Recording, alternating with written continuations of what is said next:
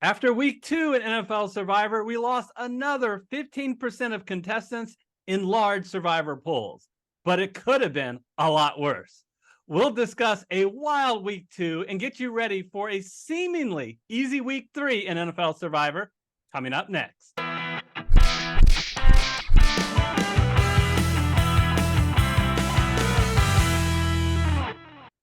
Hello, everyone. I'm Eric Lee.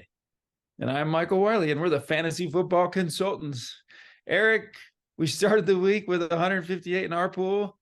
We've lost 23, so we're down to 135. And 13 of those just didn't even put in a pick. Folks, make sure you get in your picks on time. The other 10 that we lost, 6 of them picked Detroit in that Seattle-Detroit overtime game. 2, the Chargers. Man, the Chargers. 1, Denver. Thought we talked hopefully a lot of you out of that one. And 1 picked the New York Jets. No comment. Over Dallas? Oh, well. I have to say, I want to give a shout out to Jerry Doby for the Guts Award.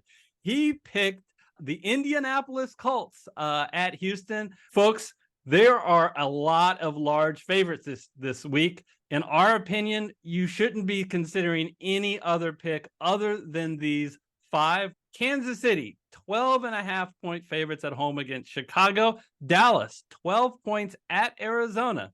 San Francisco is at home, 10 points over those New York Giants. The Jacksonville Jaguars, 9.5-point favorites at home against Houston. And the game I want to start with, Baltimore, 8-point favorites over those Colts.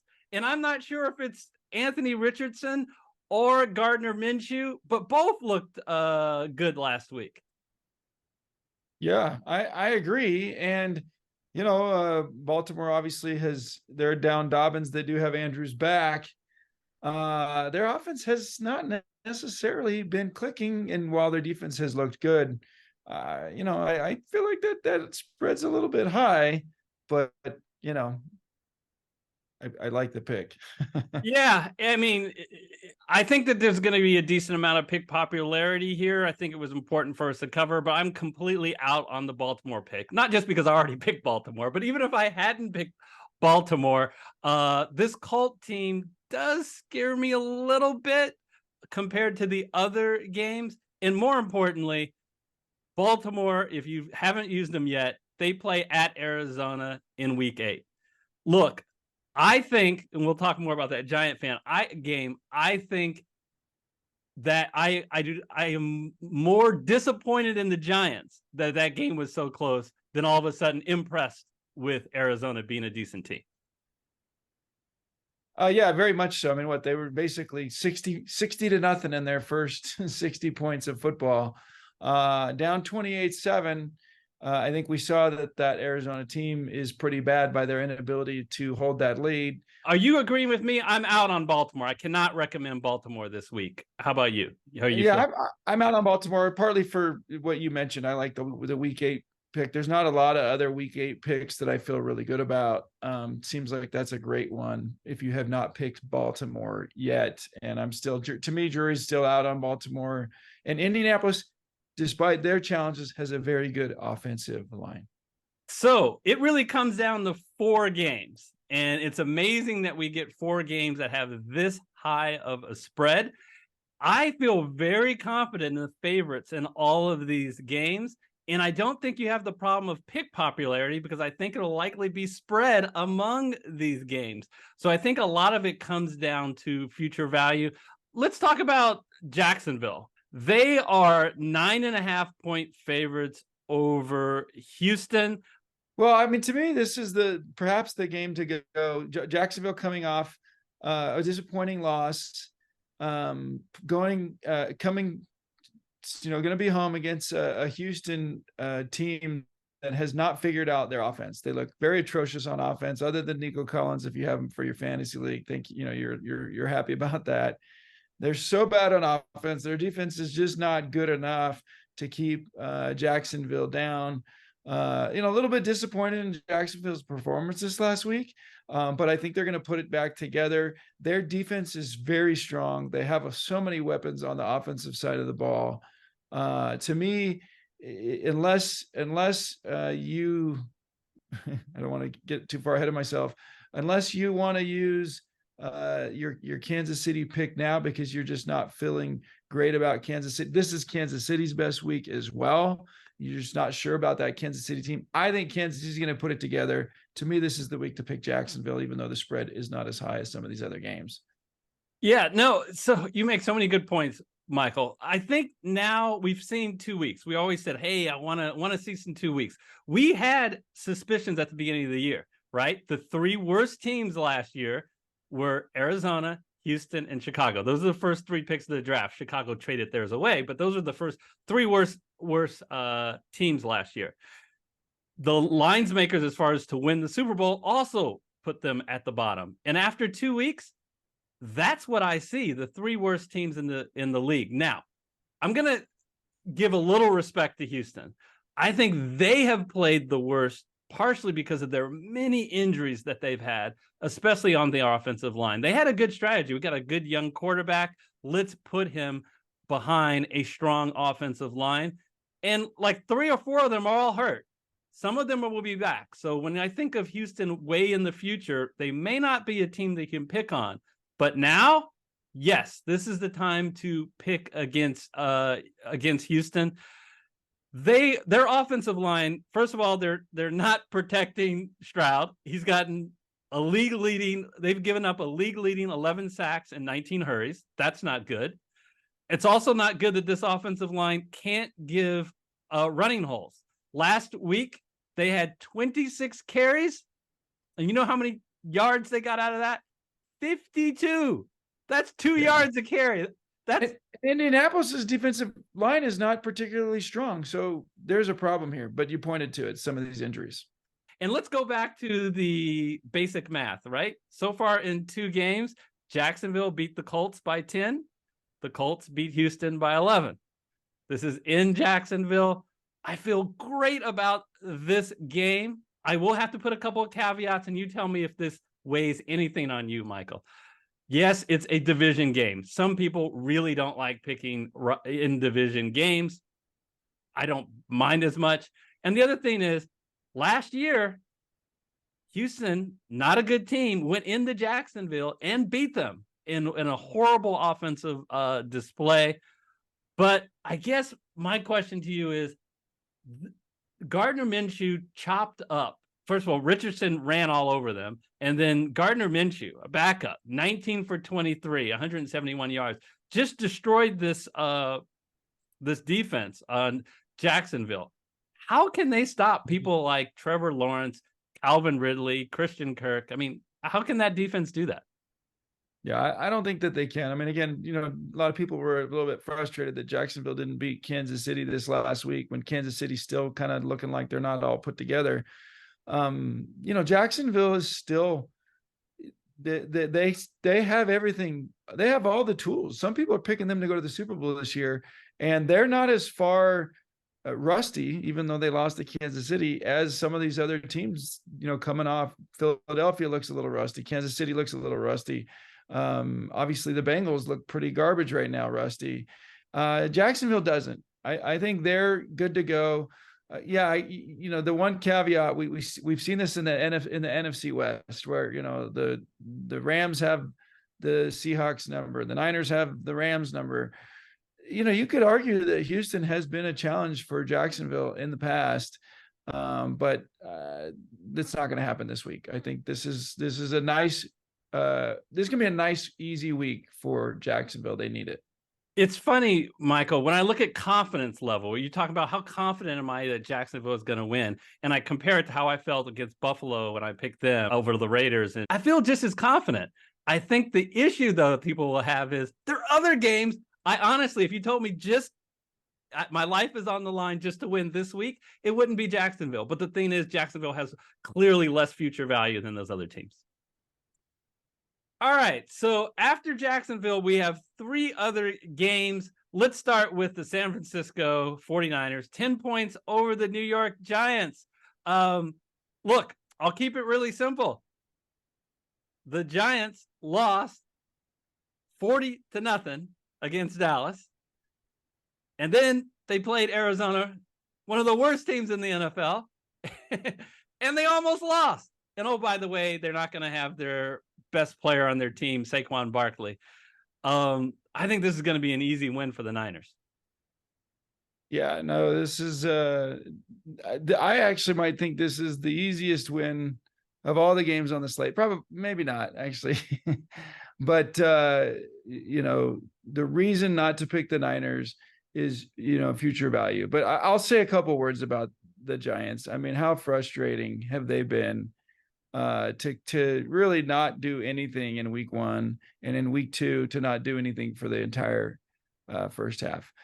They did show their capability, but with Saquon Barkley out, and this Niner team being just so dominant on both sides of the ball, I think this is an easy pick if you aren't going to try and save the Niners for future value. But you and I both agree, save them for next week. Exactly. This is what Survivor is all about. The difference, the confidence level that I have the Niners winning relative to the other games I could pick is much more next week than this week. So we've got other great games. So we're just going to save the Niners. I will be picking them next week, Michael. I will be at that game, and I will promise all FFC viewers, if things aren't working out, I will go on the field to hopefully stop an Arizona upset. Probably, will you bail me out, Michael? No. let's move on. We've got the Dallas Cowboys, 12-point favorites at Arizona. What are your thoughts on this one? All three of these games feel like locks. Kind of similar to your San Francisco and Jacksonville breakdown.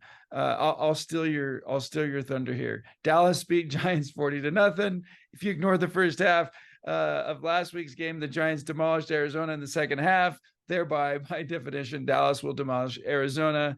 This Dallas defense is so impressive. Yeah, okay, Arizona's put up a few points in 2 weeks, but not since the end of the first half. And I'm still in your thunder again. Budda Baker for Arizona is out. So I mean, despite the fact that Dak Prescott has not looked impressive, although he did make some nice throws this last week, there's just no reason to believe that Arizona, other than the fact that they're home where they haven't necessarily done much better, can beat this Dallas team. Yeah. Don't be afraid. Dallas. Yeah. Don't be afraid of Arizona because, they put up some points. That Giant defense has been so bad this year. They're the only team that has not recorded a sack. And if you give any team time to throw, Joshua Dobbs had a lot of time to throw, they're going to have some success. That's not going to happen with this Dallas defense. It's so much better than the New York Giant defense. I feel comfortable, and I feel more likely that they're going to win over, say, Jacksonville. But they have a lot of future value, folks. They host the Rams, the Giants, and Washington in weeks 8, 10, and 12. And in many of those weeks, you very much would probably like to utilize them. So my suggestion is to wait. Let's move on to the last game that we need to talk about. The Kansas City Chiefs, 13-point favorites at home against Chicago. And Michael, you can't have more of a disparity of two teams from last year, at least. Chicago had the worst record, the first overall pick, and you had Kansas City, the Super Bowl champs. Kansas City, I know they had a hiccup in week 1 against Detroit, but they got 2 key weapons back as they beat the Jacksonville Jaguars. They got Travis Kelce on offense and Chris Jones on defense. I feel like we're a broken record. I think you and I do not see a scenario where Chicago can pull off the upset here, do we? No, not at all. This is exactly what Kansas City needs right now. They've they're finally trying to figure out a few things, and they played 2 really tough teams in a row, and then they get to stay at home, play against the hapless Chicago Bears. I think a lot of us were thinking that, I saw a lot of speculators saying that Fields is going to have a great year this year offensively, and it's just not happening. Okay, he's using DJ Moore. DJ Moore's been good from a fantasy perspective this last week. But the Chicago Bears defense is not strong, which has got to be frustrating for those who are big Bears fans. This offense is not good. And Kansas City is a very good team. There's a reason why this is the highest spread this week. Right. It's the same old record, same old story with the other big favorites. They have a good amount of future value, including hosting Denver and your Las Vegas Raiders. So, man, it's time now to kind of do our analysis and break down what our suggestion of what we would pick for week 3 in NFL Survivor. I'll let you begin. Yeah, so if you're not feeling this Jacksonville game for some reason because you feel like Houston has their number or you don't like rivalry games, then I think it's tempting to go with this Kansas City game because for what you mentioned, they just don't have the same future value as Dallas and San Francisco. And maybe they're just still looking like a little bit of a hangover from this last year. But for me, this is the week to pick Jacksonville, take advantage of the fact that Houston is down both on the offensive and defensive side, a few players. Jacksonville similarly coming off a tough game, gets a nice game at home. We talked about the fact last year Houston went and beat them, but that's just not going to happen this week. Not with what's going on in Houston, like Jacksonville this week. Okay, so I am going to insist that you guys pick Jacksonville if you're in one of those leagues where you have to double up on picks, right? So I've said this for the third week that there's a pick. I said Washington in week 1 and the New York Giants in week 2. And I know a lot of you guys are really upset with me probably in the middle of that game, but it worked out and it turned out to be a great pick now that he just had a heart attack.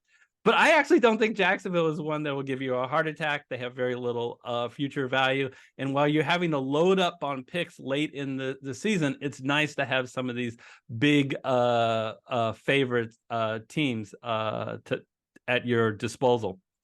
The problem, though, is in each of the previous weeks, I have said, you know what? I'm going to go with a safer pick because I only have to pick 18 teams, right? 18 weeks, one pick a week.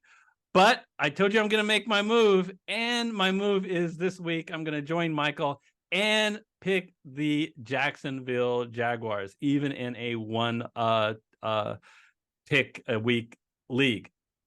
Caveat. I have to give a caveat.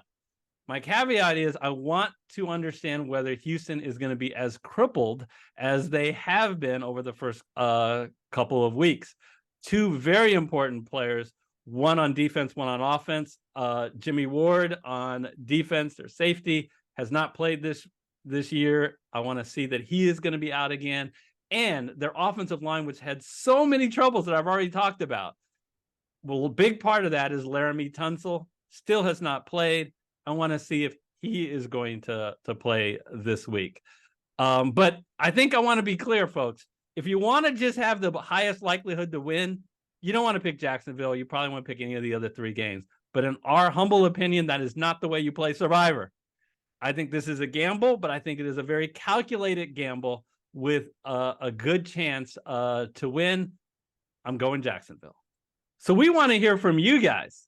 Please put in the comment section, what are you thinking for week 3? Who do you have confidence in? And how do you weigh this issue of future value? Until next week, take care, everybody. And we'll put on the screen right now 2 videos we think that you'll enjoy.